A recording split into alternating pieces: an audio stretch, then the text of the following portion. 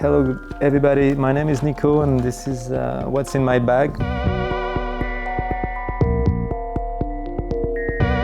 I went to the classical section. I took this Glenn Gould. This is one of my favorite artists. Actually, he's a classical artist, but he has the charisma of a rock star, you know. As charismatic as people like, I don't know, David Bowie. If you are playing a concert every second or third night for a month, this seems, in a way, a reasonably normal way to live at the time. It's only when one gets away from it that one realizes what a crazy artificial existence it is. He did something new with some old stuff.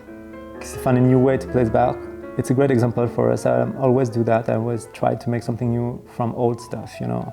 And also I did my first solo record about Bach called Contrepoint, so he was my main inspiration. And in this album, I think my favorite piece that he plays is the Partita No. 6. And this is one of my favorite moments of his career.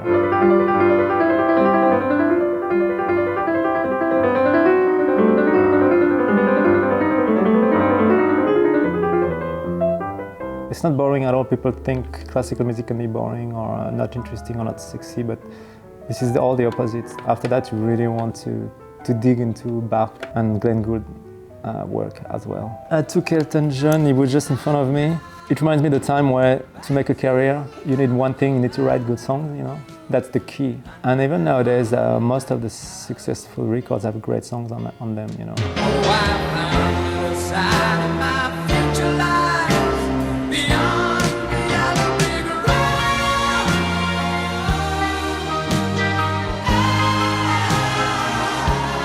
In this era, it's like you could wake up in the morning and write a song in 5 minutes. Actually, that's what he was doing. He was staying in this studio in France called Château d'Hérouville.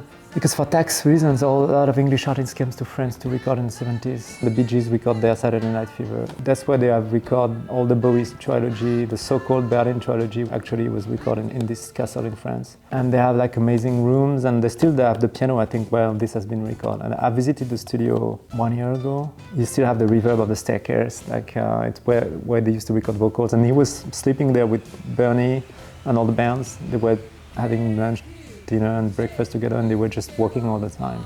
Like he was playing the song, Bernie was writing the lyrics, and the band was learning the song. And it seems very simple to make records at the time, but for only one reason, it's because all of them were very talented people. When you are talented, you can go fast. You don't need to hide your inefficiency behind long studio hours, you know. I got this Portishead live album. I never wanted to buy any live album before. For me, live was live, and record were records, you know. This one makes me change my opinion.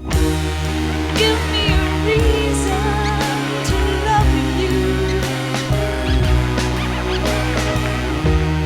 Give me a reason to be a woman. I learned music with soundtracks, you know. And when Portishead Dummy was released, suddenly music inspired by soundtracks became popular. And so it opened a door for me, and so I said to myself, wow, I could make a record like me too. And that's when I started to work on Moon Safari, you know, because for the first time, this band made me discover that the soundtrack influence could be part of the pop culture. It was really a big source of inspiration for me, this band. And then I got Zappa, because right now I'm enjoying my life in LA and I'm renting a house in Laurel Canyon. I keep thinking about him, because he was kind of the king of Laurel Canyon, you know, and all this generation of artists who stayed there, Joni Mitchell and Crosby, Stills Nash, and all this era. It was very fascinating for France, you know. They were all supposed to be hippie, but they seems to be like so dictatorship style, you know, like in terms of the art. And they were just keep arguing, but they make great records. Apostrophe is one of my favorite Zappa albums. Well, I'm never really lonely in my eccentrical thoughts.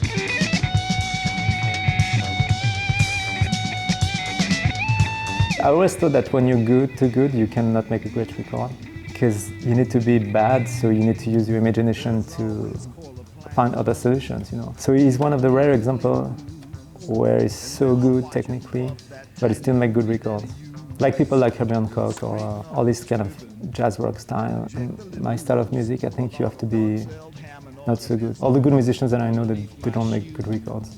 I think that's the key of success, to be bad.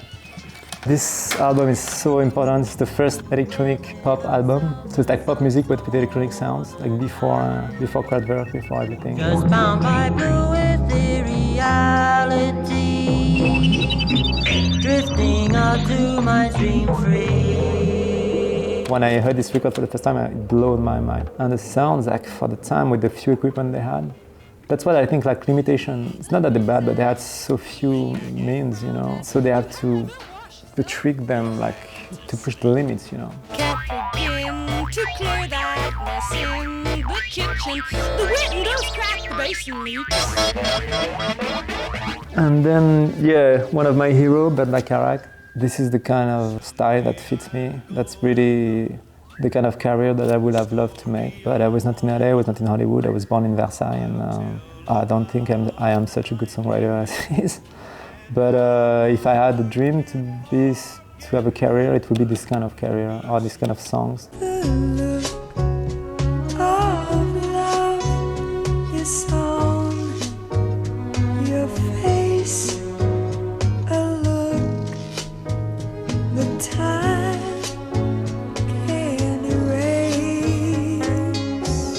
I think what he writes is most of the time perfect. Some of my favorite songs of all time are in here, like The Look of Love or I Don't Know What to Do With Myself. When I'm not with you, oh, I just don't know what to do.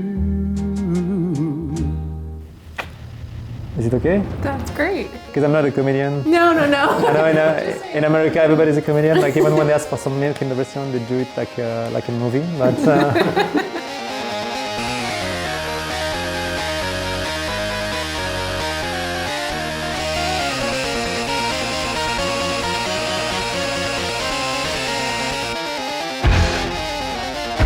Viva!